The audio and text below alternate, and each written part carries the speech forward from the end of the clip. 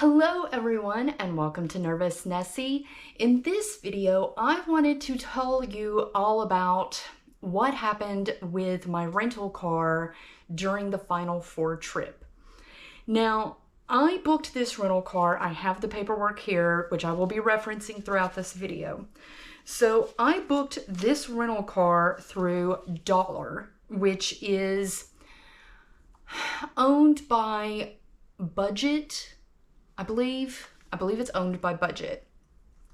It's a little bit cheaper. The reason why is, and I was told this by a AAA agent, Budget Car Rentals gets brand new cars and keeps them for 4 years.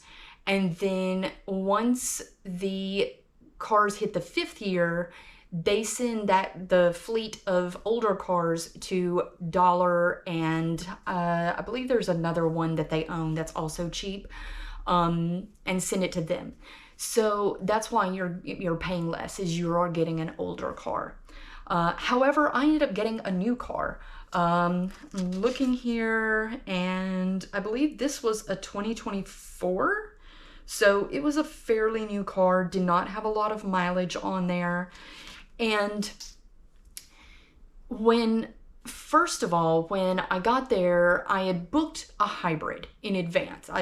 Did all the booking in advance, and I had booked a hybrid. I get there and they were like, oh, we have one hybrid.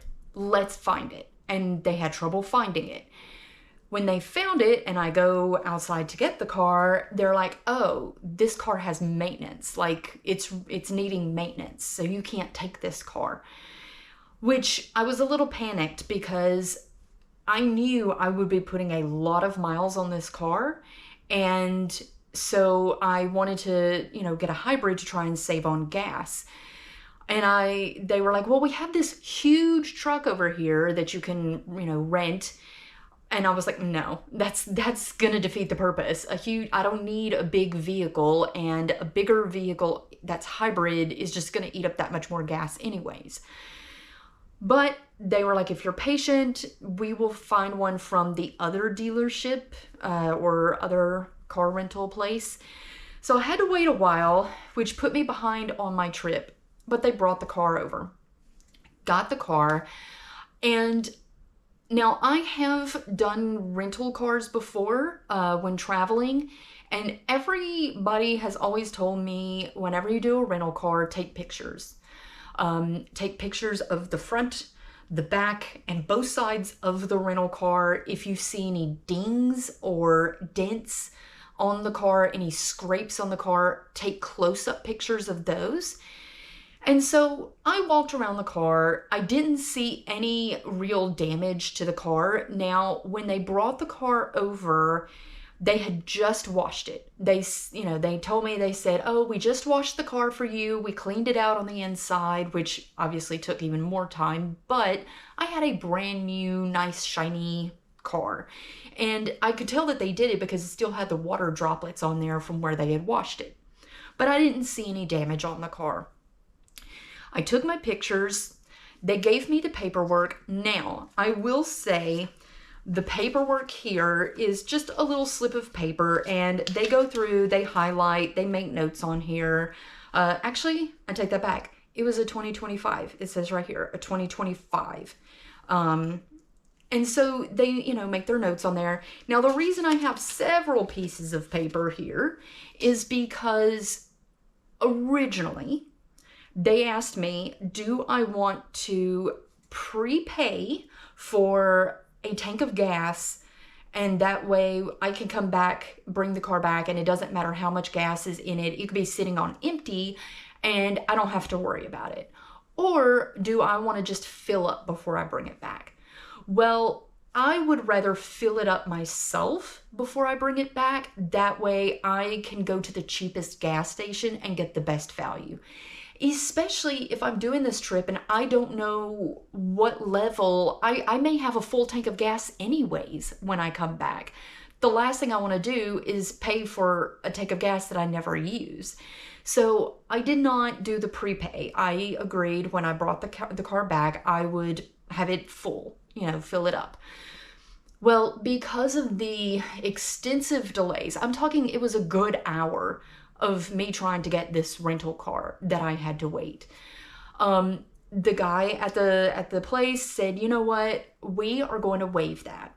So they printed out the extra paperwork. He highlighted on there and notated on there that when I bring the car back, I don't have to fill it up. I don't have to worry about that last tank of gas. That is on them as a courtesy for my time having to wait on them. So I drive the car. Car is perfect. Had no problems with the car throughout the trip. The only thing is I swear to you, I hit every single bug in all of the states. Every single time that I went to fill up with gas, I was like scraping off the windshield with all these bugs that I was hitting. Now, that was just the windshield so I could see. The whole front end of the car looked horrible. I mean, it was just covered in dirt and sand and bugs.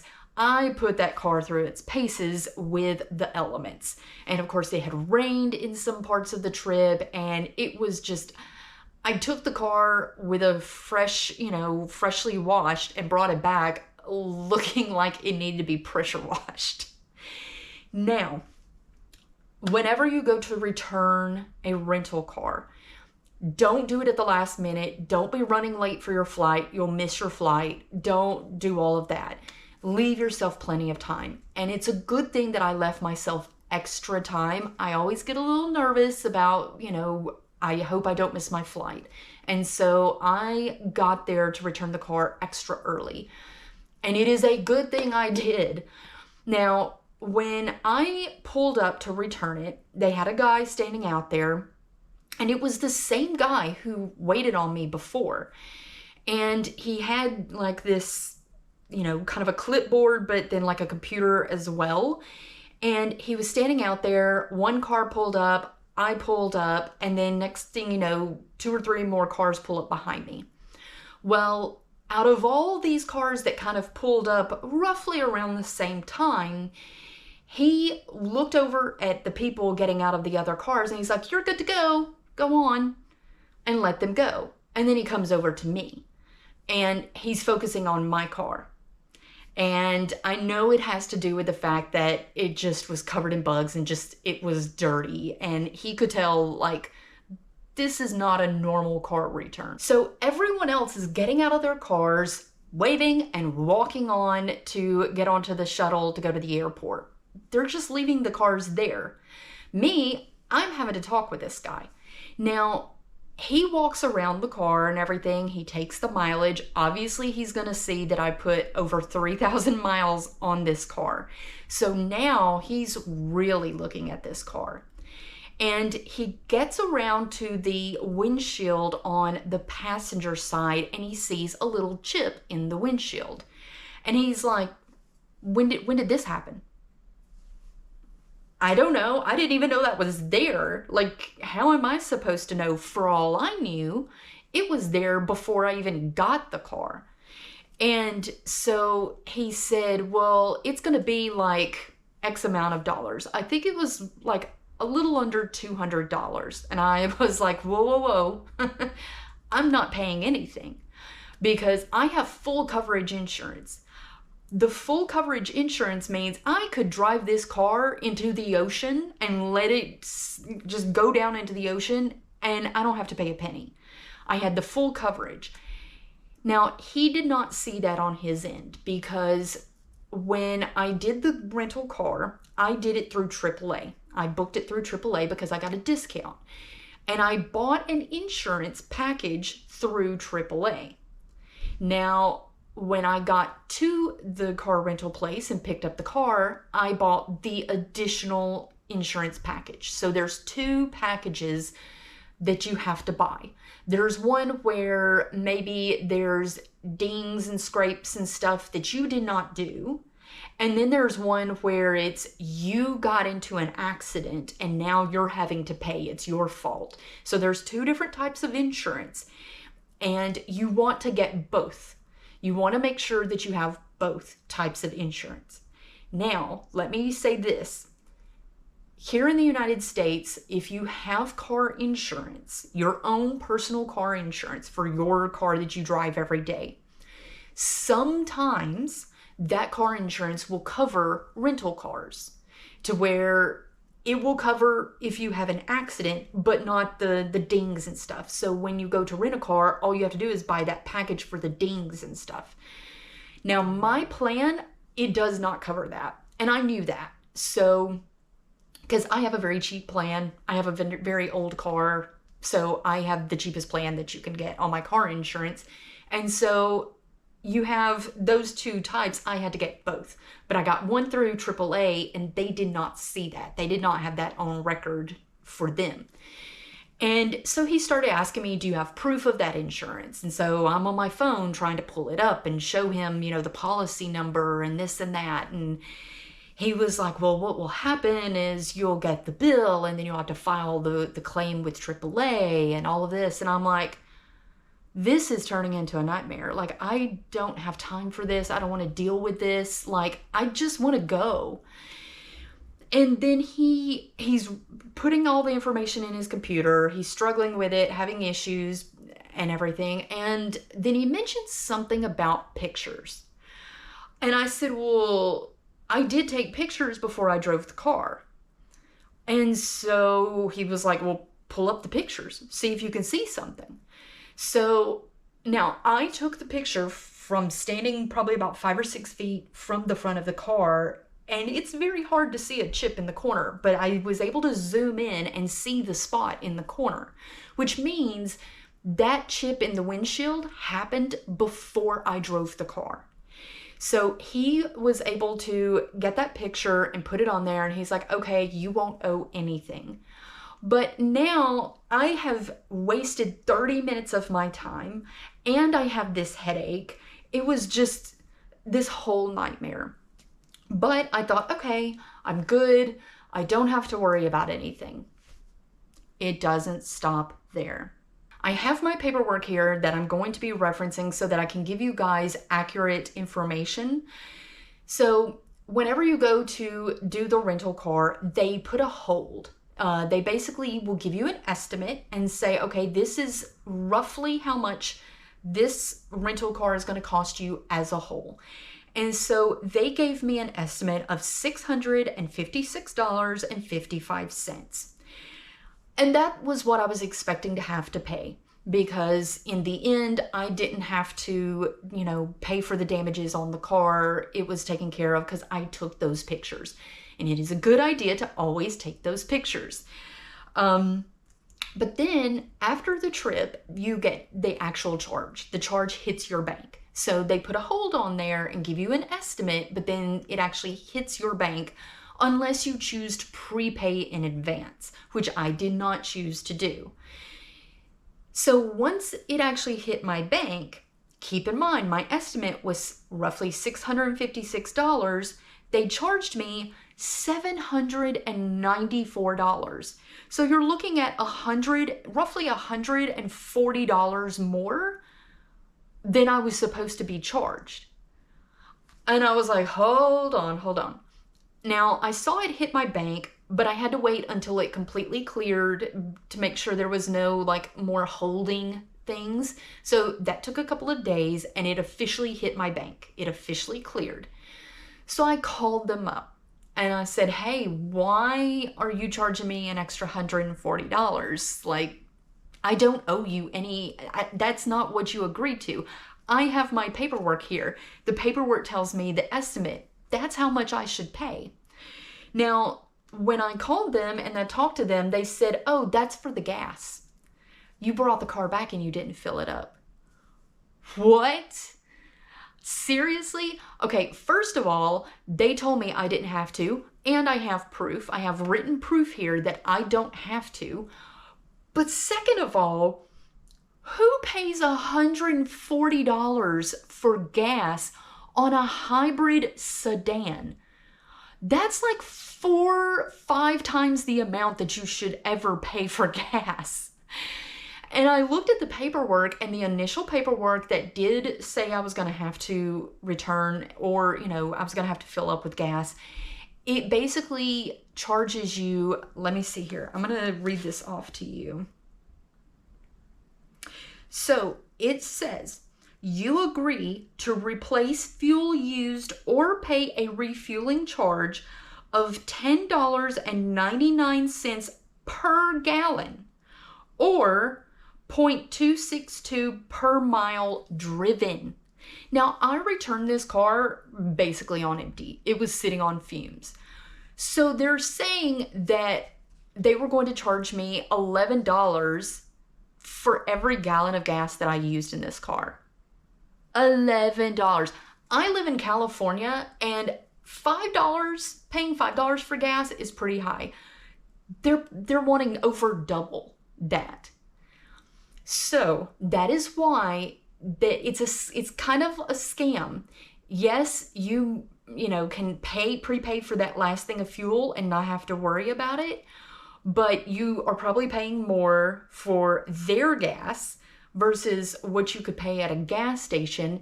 And if you happen to forget, now you're really paying more. And I said, hold on. I have already, I have this paperwork here. I don't have to pay for this gas. Well, they said, you're right. We see here. We're sorry about that. We'll refund it. Well, it came back and they did a refund of $122 and some change. So they still owe me $16.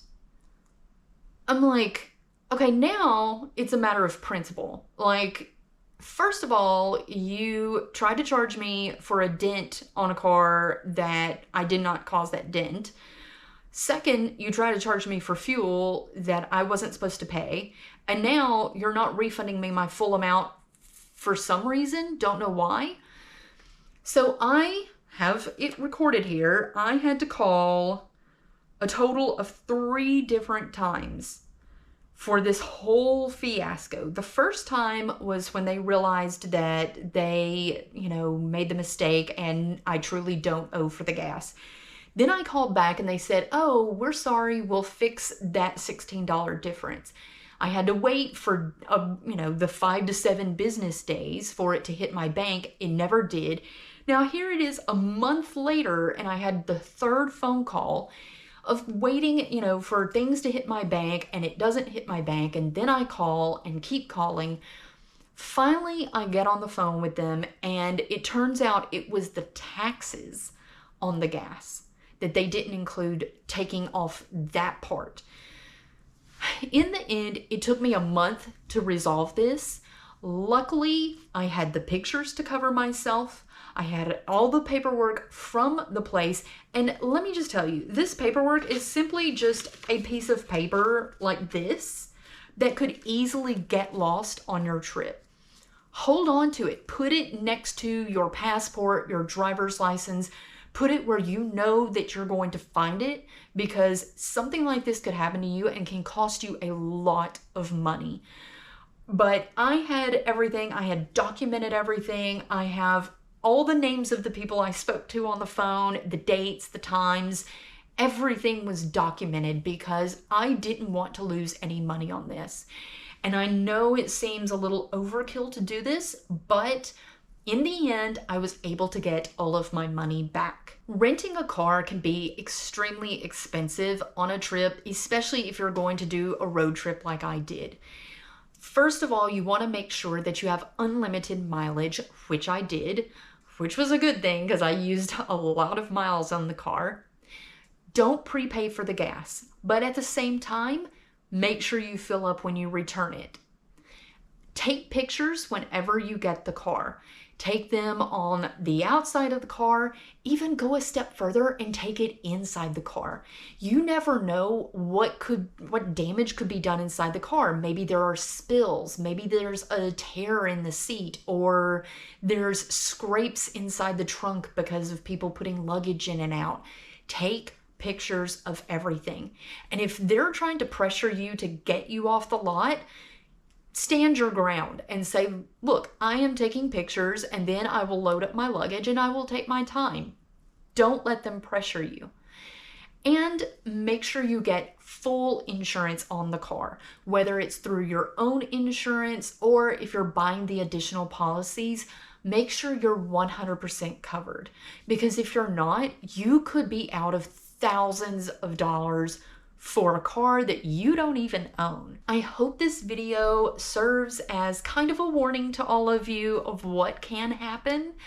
I was very lucky that everything in the end worked out great, but because I had everything documented, that is why. If you have any questions about renting a car, or if you have any questions about anything you saw in this video, feel free to leave them in the comments below and I will get to them as soon as I can.